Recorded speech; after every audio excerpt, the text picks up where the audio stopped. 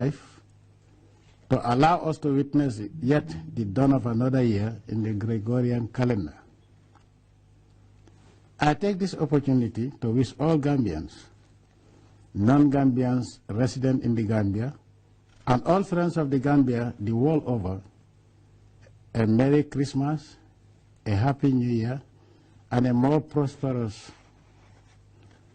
2017 for the benefit of all humankind. It has become a tradition that when we enter a new year, we as God-fearing people renew our faith in Allah, our submission to His will, and our pledge to do good and avoid satanic temptations to do evil. Fellow Gambians, I believe it is also an occasion to strengthen our commitment to the letter and spirit of the Gambia National Anthem, particularly the sacrosanct of justice as the guide of our actions towards the common good, and the cementing of unity amongst our diverse peoples. Fellow Gambians, it is the pursuit of justice as provided for in the Constitution of the Gambia that serves as the basis of my protest and rejection of the December 1st presidential election, after my initial conceding of defeat and offer to guide and counsel Barrow in the execution of his duties. Given that all previous elections since I became president of the Gambia were conducted with the undoubted competence and impartiality of the Independent Electoral Commission, IEC, I considered defeat with the belief that the results announced by the IEC on December 2nd, 2016 were accurate and genuine. However, when on Monday, December 5th, 2016, the chairman of the IEC invited all political parties to the headquarters of the Commission to inform them of its counting errors and its rectification of the figures without specifying the number of votes transposed and added to Adama Barrow nationwide, my suspicion of the impartiality and honesty of the current IEC and the falsification of the results were aroused. The findings of further investigations unearthed abnormalities that vindicated this suspicion. Given these unjustifiable and unprecedented anomalies in the elections, what we are simply and rightfully asking for is to return to the polls and allow the Gambians to elect who they want to be their president in free and fair elections, to be organized by a fresh, patriotic, Allah-fearing, honest, independent electoral commission, just like it was under the leadership of Mr. Carrier. Let me repeat for purpose of clarity. The findings of further investigation unearthed abnormalities that vindicated this suspicion. Given these unjustifiable and unprecedented anomalies in the elections, what we are simply and rightfully asking for is to return to the polls and allow the Gambian people to elect who they want to be their president in free and fair elections, to be organized by a fresh, patriotic, Allah-fearing, honest, independent electoral commission, just like it was under the leadership of Mr. Carrier. But fellow Gambians, the moral behind my nullification of the results is that much as I will not cheat or allow anyone to cheat on my behalf, so will I not tolerate anyone to cheat me. Yet, fellow Gambians, in spite of the fact that cheating is condemned by both Islam and Christianity, and that cheating in election is prohibited by law, and petition against flawed election results provided for in our Constitution, some interest groups and individuals have championed the campaign for me to step down. The campaign dismisses the legitimacy of my change of position after my initial concession of defeat. Yet, fellow Gambians, change for the better is commonplace in all decision-making processes in pursuit of good governance. Development programs are modified to enhance efficiency, effectiveness, and beneficiary participation in program implementation. Legislations are amended in response to emergent issues and to buttress the efficacy of law enforcement. Court verdicts can also be subjected to appeals to ensure that justice prevails.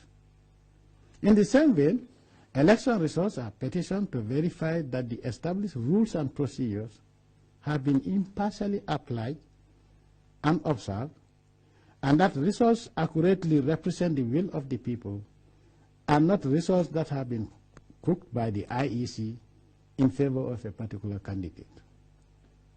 This provision of post-electoral petitions is provided for in the Constitution of the Gambia.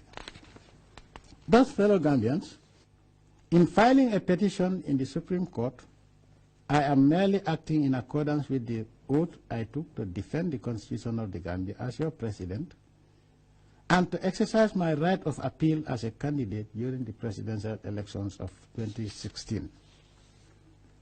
Nevertheless, fellow Gambians, I have noticed that there are appeals in some quarters for me to step down.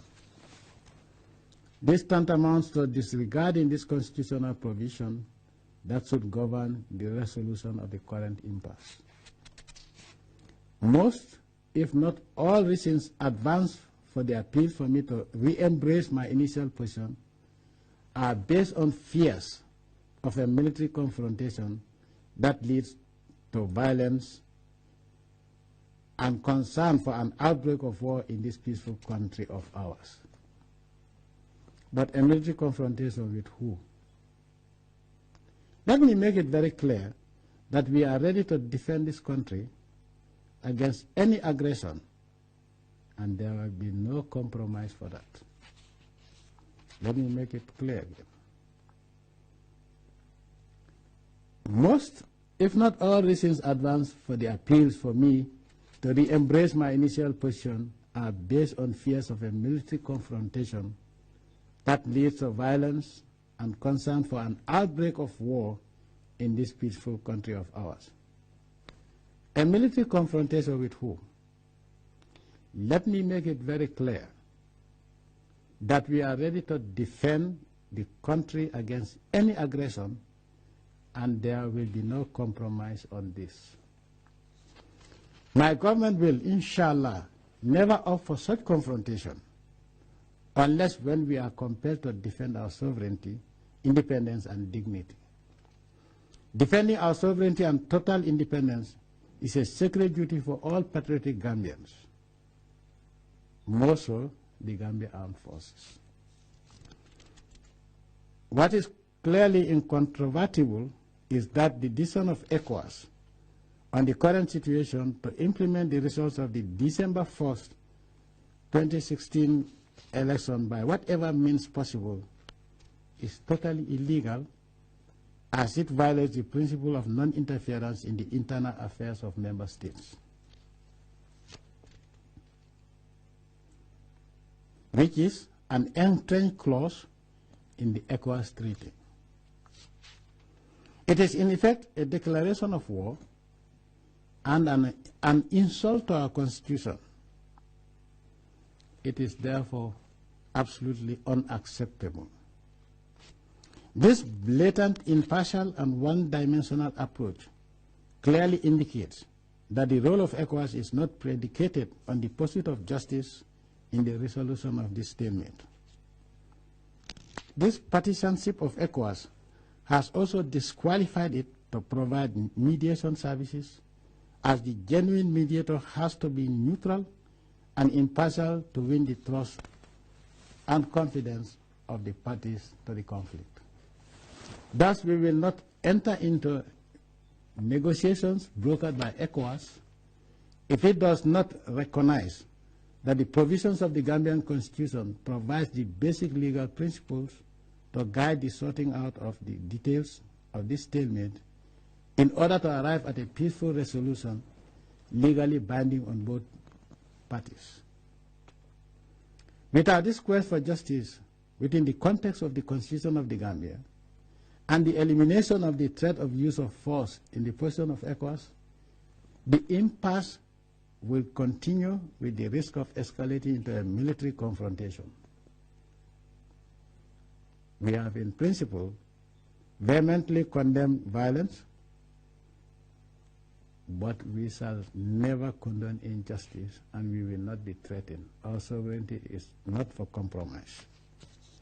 However, I wish to remind you, fellow Gambians, that my government has an indisputable track record of peace. We came to power through a bloodless revolution and ensured the sustenance of peace throughout the past 22 years. We exported this culture of peace to troubled spots in the sub-region and beyond through successful mediation efforts that resolve such conflicts. The Gambia National Army has also established itself as a force of effective participants in peacekeeping in other parts of the world.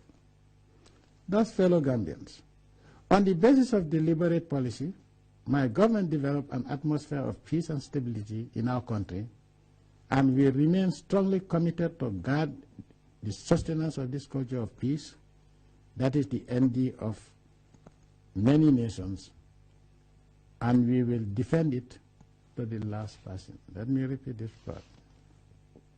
On the basis of deliberate policy, my government developed an atmosphere of peace and stability in our country, and we remain strongly committed to guard the sustenance of this culture of peace, that is the envy of many nations, and we will defend it and protect it to the last person. In conclusion, fellow Gambians, as we welcome the new year 2017, I wish you all the best and the Almighty Allah's blessings to cleanse our hearts and minds of evil intentions and join us together for our common good.